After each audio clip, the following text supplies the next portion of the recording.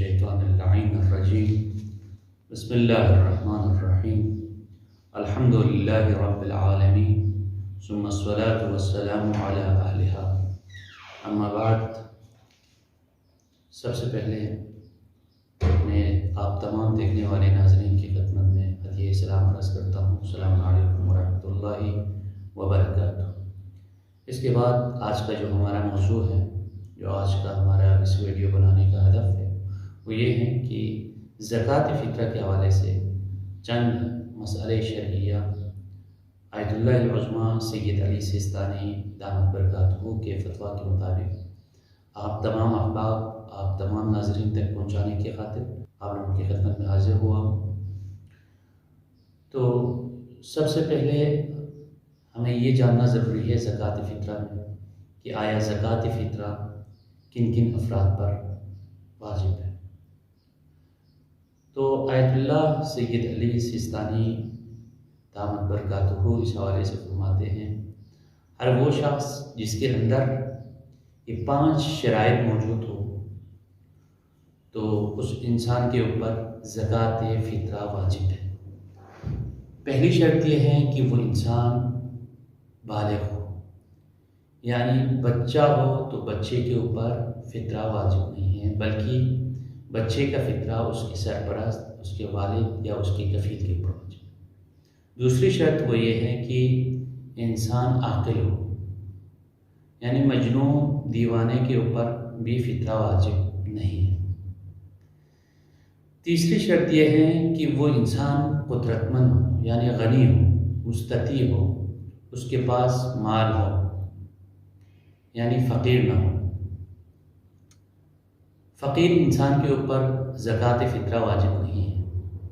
تو یہاں پہ سوال یہ ہے فقیر کسے کہتے ہیں؟ شرعاً فقیر اس انسان کو کہا جاتا ہے جس انسان کے پاس اپنے اور اپنے اہل و عیال کے سال بھر کے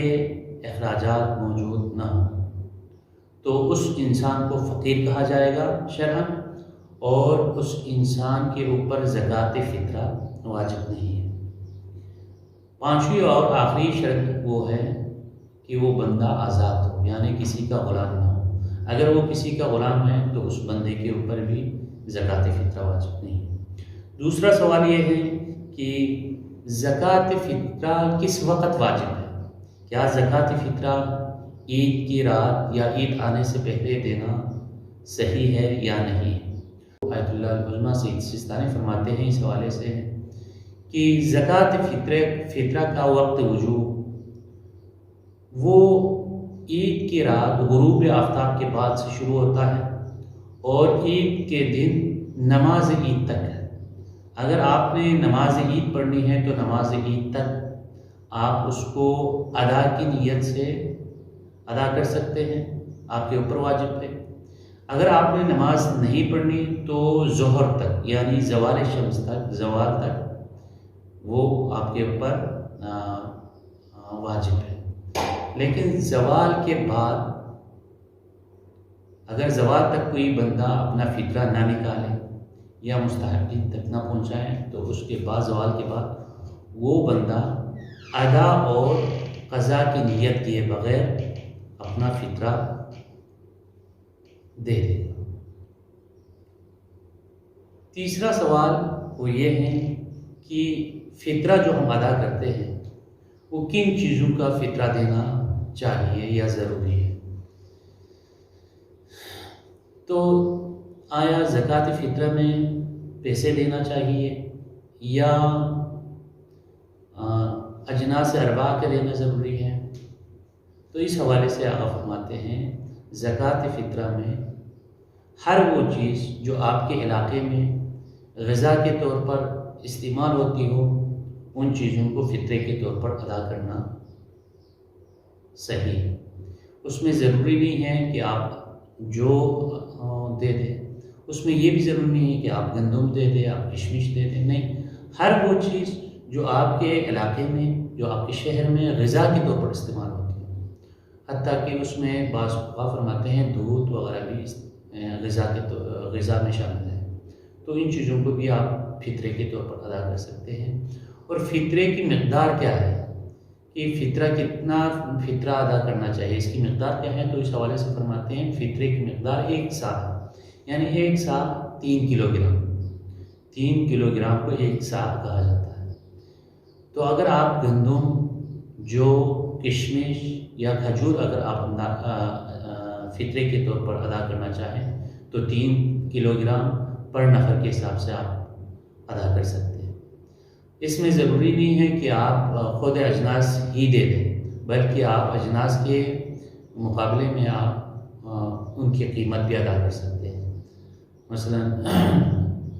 جو رائج قیمت آپ کے علاقے میں ہے گندم کا یا جو کا،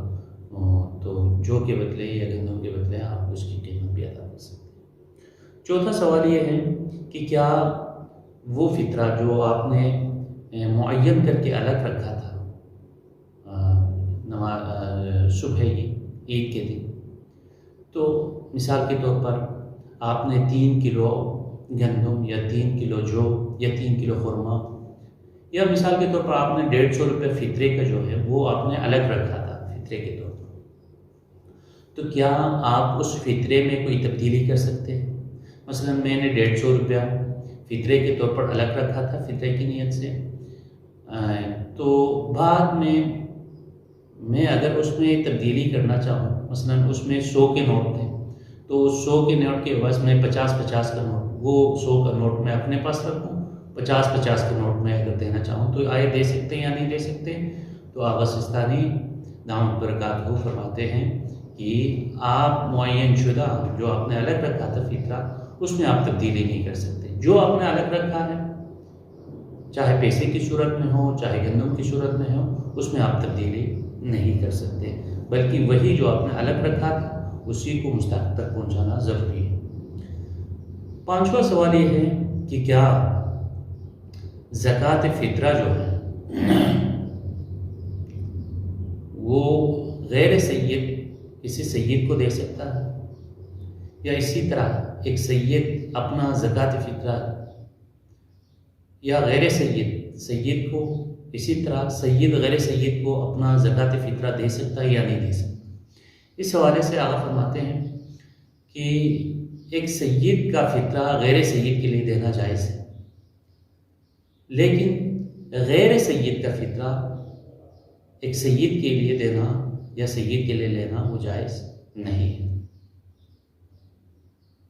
اب اسی طرح ایک اور مسئلہ ہے ہمارے معاشرے میں جس کا ہم بس اوقات اشتباہ کا شکار ہو جاتے ہیں، یا اس کے حوالے سے ہمارے ہاں شبہات پائے جاتے ہیں،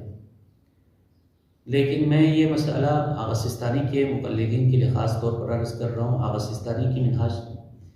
کہ وہ مسئلہ ہے وہ مہمان کے حوالے سے، کہ آیا مہمان جو عید کے رات کسی کے ہاں اگر کوئی مہمان آتا ہے تو اس مہمان کا فطرہ آیا میزبان کے اوپر واجب ہے یا مہمان کے اوپر واجب ہے؟ تو اس میں مسئلہ یہ ہے، آغا فرماتے ہیں اگر کوئی مہمان عید والے رات کسی کے ہاں کوئی مہمان آتا ہے اور وہ آ کے افطاری وغیرہ کر کے کھانا وغیرہ کھا کے واپس جاتا ہے، تو اس مہمان کا فطرہ میزبان کے اوپر واجب نہیں ہے۔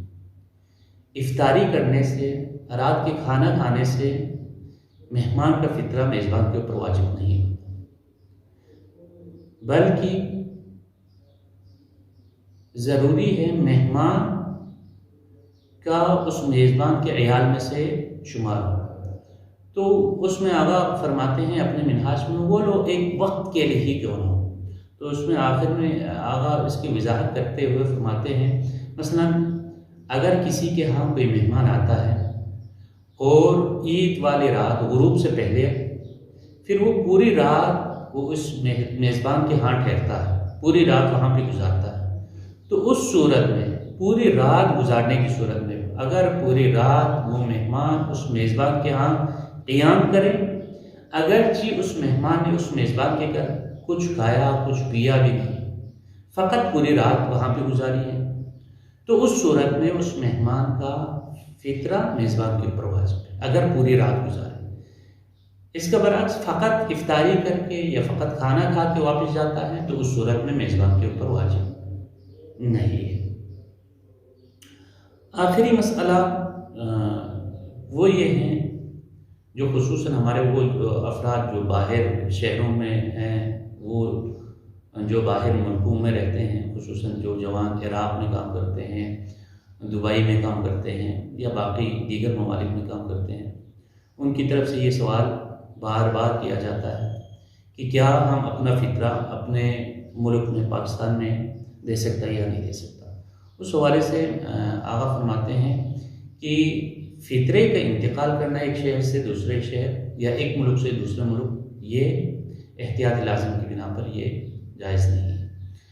ہاں، لیکن ایک صورت ہے کہ اگر کوئی بندہ اپنا فطرہ، مثلا میں ابھی عراق میں ہوں، میں اگر اپنا فطرہ وہاں پہ پاکستان میں نکالنا چاہوں تو ایک صورت ہے کہ اس صورت میں کہ میں اپنا فطرہ وہاں پہ دے سکتا ہوں۔ وہ صورت یہ ہے کہ پاکستان میں میرا اپنا کوئی مال ہے، پاکستان میں میرا اپنا کوئی پیسہ اگر میرا وہاں پہ ہے تو میں وہاں پہ اپنے گھر والوں کو فون کر کے بتا سکتا ہوں کہ میرا فطرہ میرے اس پیسے سے آپ لوگ نکال دیں۔ وَإِلَّا میرا اگر وہاں پہ کوئی مال نہیں ہے تو اس صورت میں اپنا فطرہ جو اس وقت میرے اوپر عراق میں واجب ہوا ہے، وہ فطرہ میں یہاں سے پاکستان یا کسی شہر میں منتقل نہیں کر سکتا۔